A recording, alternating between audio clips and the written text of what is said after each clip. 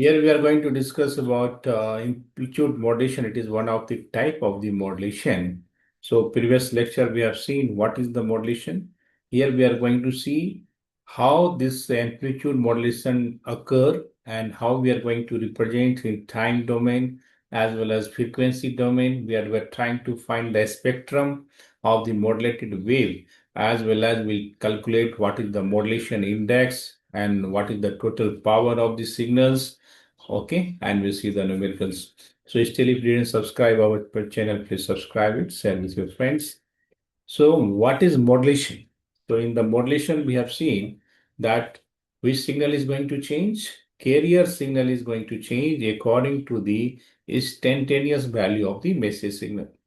So we have generally, we have two types of the modulation. One is the amplitude modulation, another is the angle modulation. In angle modulation, again, we have two types. There we talk. One is the frequency modulation, another we call as the phase modulation. So now we are going to discuss about which one? We are going to discuss about the amplitude modulation. So now amplitude of the carrier signal is going to change. So here this message signal is our original signals which has some information and important information. So that message signal we can write this one m of t, and here you're seeing that it is the sinusoidal waveform in terms of sine. So this one we can write am sine omega suffix m into t, and omega is what? 2 pi f. So we can write am sine 2 pi f suffix m into t. This is the message signal. AM is the amplitude, okay? FM is the frequency of the message signal. Similarly, we have carrier signal, that is C of t, and here, for example, it is also sinusoidal. Amplitude is AC, then we are writing sine omega ct. Omega is what? 2 pi f. So AC sine 2 pi f suffix c, c for the carrier into t.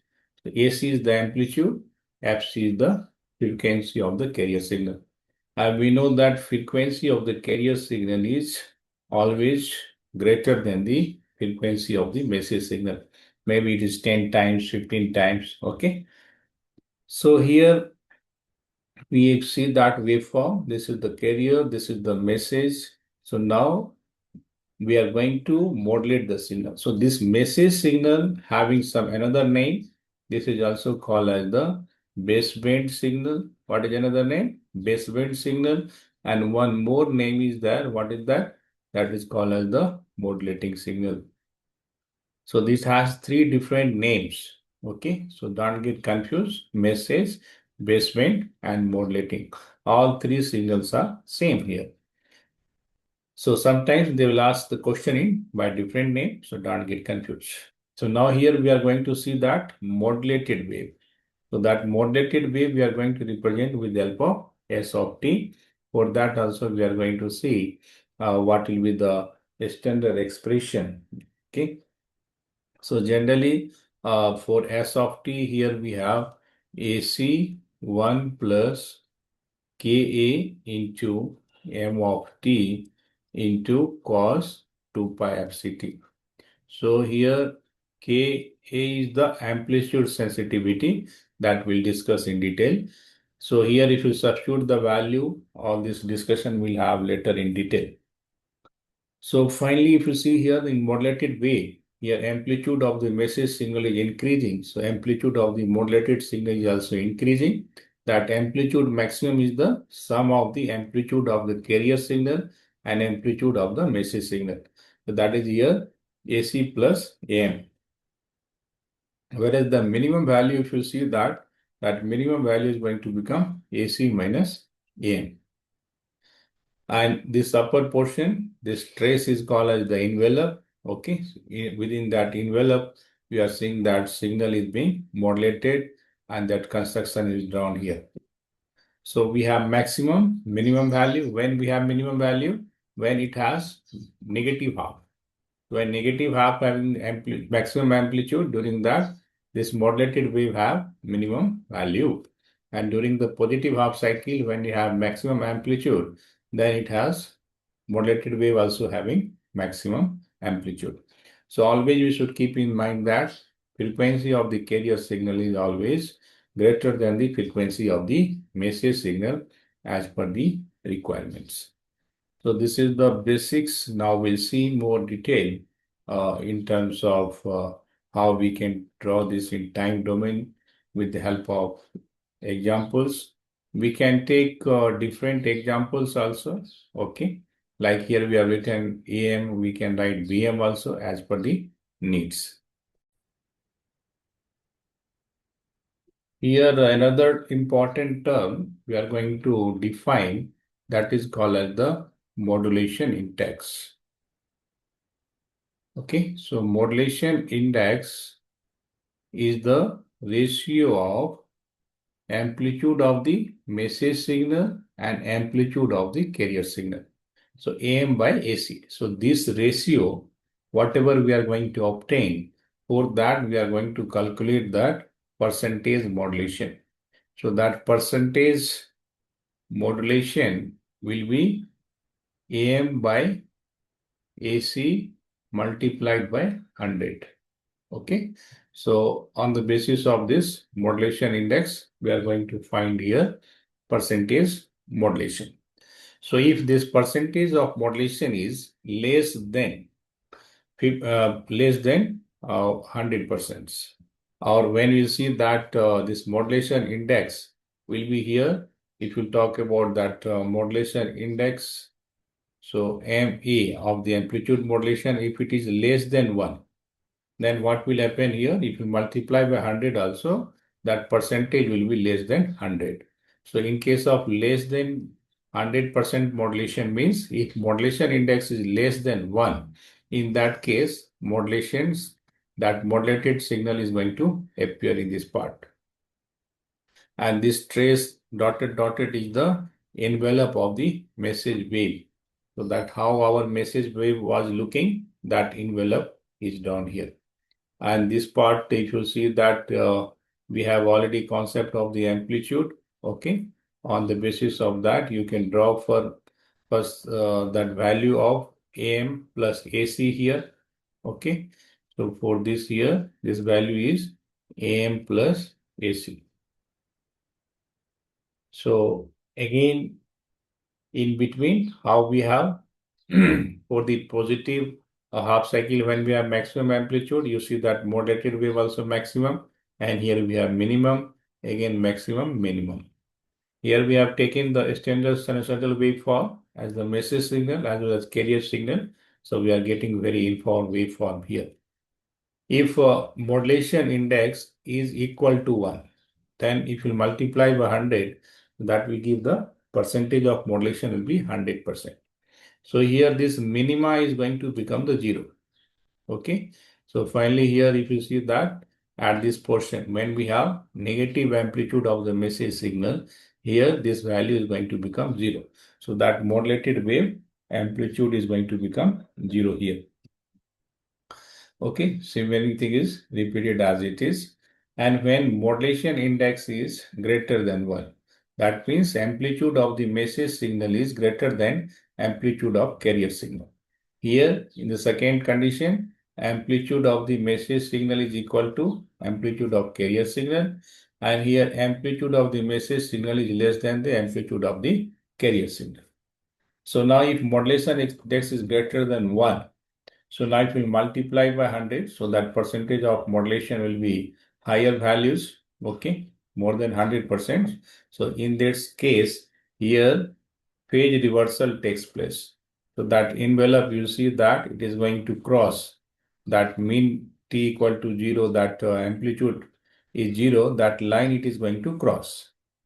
So finally, here this is the, later we'll talk, it is called as the phase reversal. When it is coming from the negative, it will return in the negative side itself. Okay, that you can observe here. If it is coming from the positive sides, upper side, it will return in the same side. That we can observe. Here returning in the same downside, here returning in the upside. So what is the flow? According to that, it is going to change. So this is the three different types of the modulation that you can see with the help of practical also in the lab by using the MATLAB software.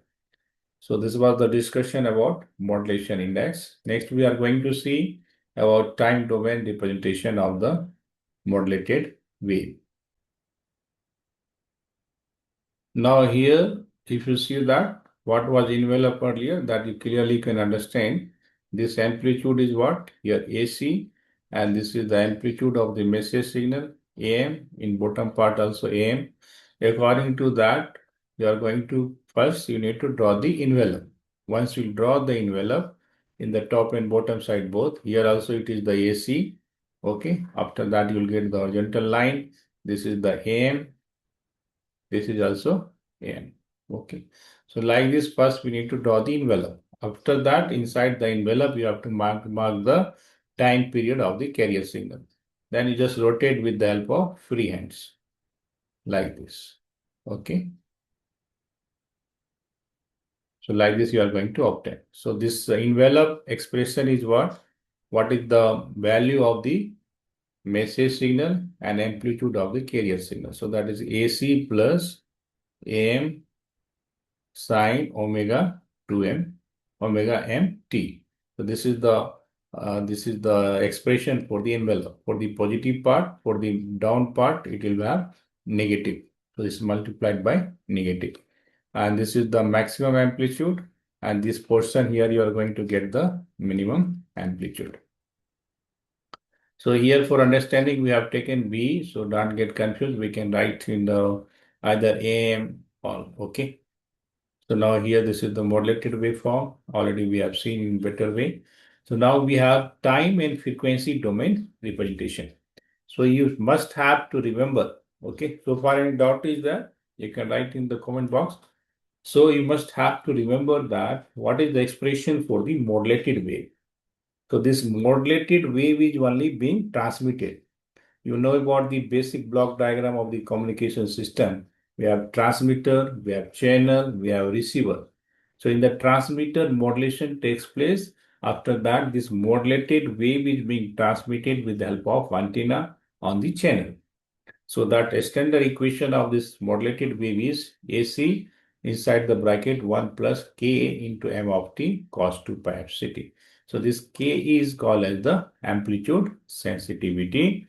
And if AC value is going to become 1, then this shape of the envelope has same shape of the baseband signal. So baseband signal is what? Message signal. So earlier we have taken some sinusoidal waveform. Here we have taken some random signals as the message signal, that is m of t. So for that, you are seeing that here envelope is drawn. Okay, so that envelope is the trace, how it is the message signal is going to look, and on the basis of that amplitude at the instantaneous value, we are going to draw by shifting that one by AC value. That already we have seen.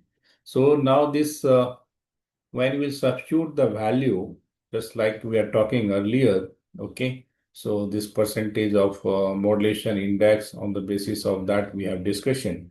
And similarly, another discussion here, like what we are writing, S of t is what? AC inside 1 plus Ka into m of t, and what we have, cos 2 pi fct. So now here we can substitute the value of message signal. So what we are going to get, AC 1 plus Ka into AM is the amplitude of the message signal. Then we have sine 2 pi fmt, and outside already we have cos 2 pi fct. So finally, what is the amplitude here? So this ratio Ka into M, that is only going to become that modulation index later you'll see.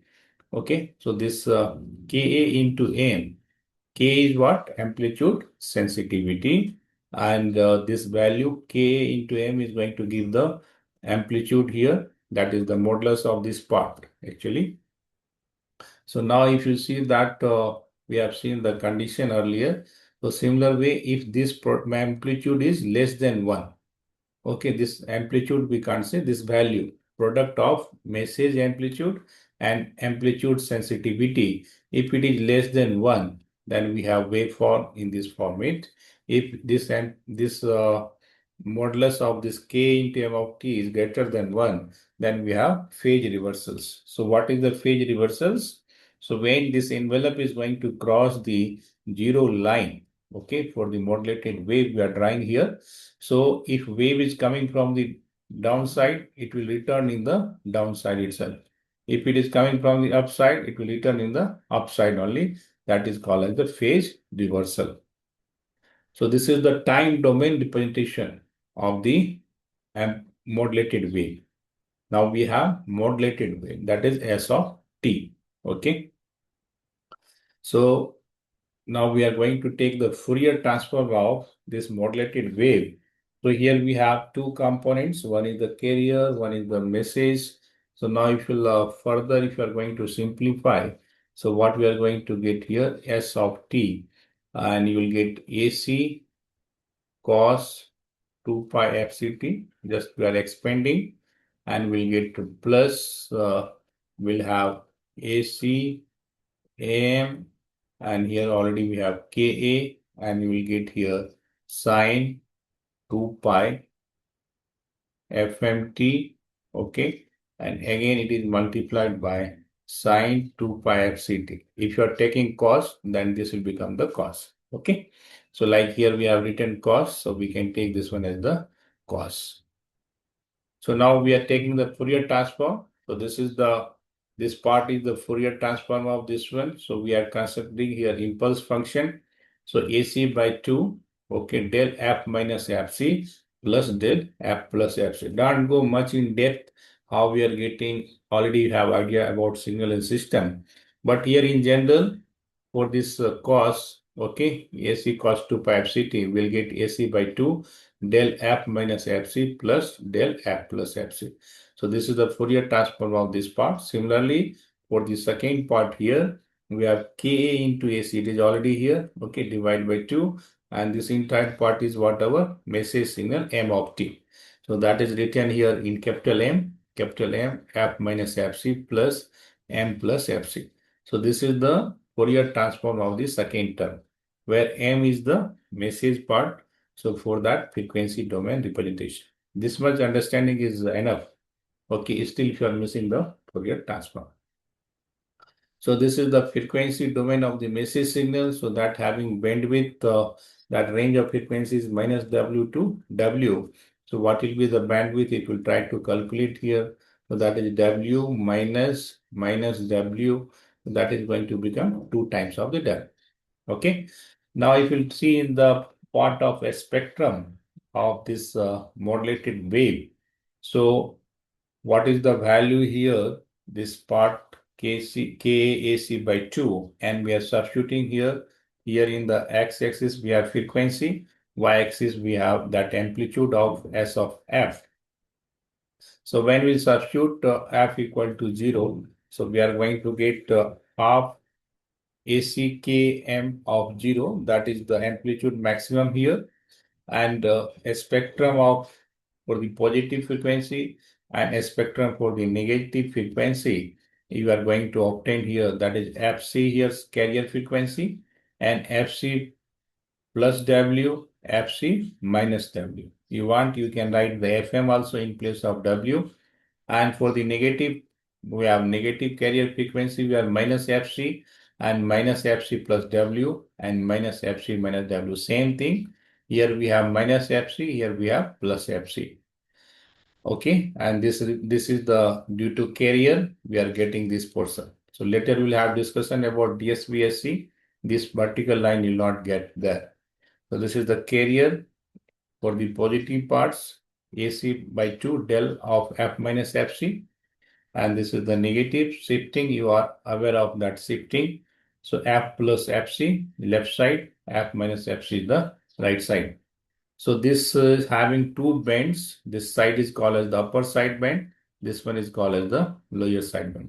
So which portion is right side of the Fc? That is upper sideband. Left side is the lower sideband. Whereas for the negative frequency, which is the right side of the minus fc, that is the lower side, and which is left side of the minus fc, that is the upper side bands. So here if you see that upper side band and lower side bands are replica of each other, as well as what we are getting here for the negative frequency, same thing we are going to get the positive frequency. So later we see that how we'll overcome of this carrier and two multiple bands in DSP-SC followed by the SSB-SC. So here also if you try to calculate the bandwidth, so what we'll have here, FC plus WF minus FC plus W. So this FC get cancelled.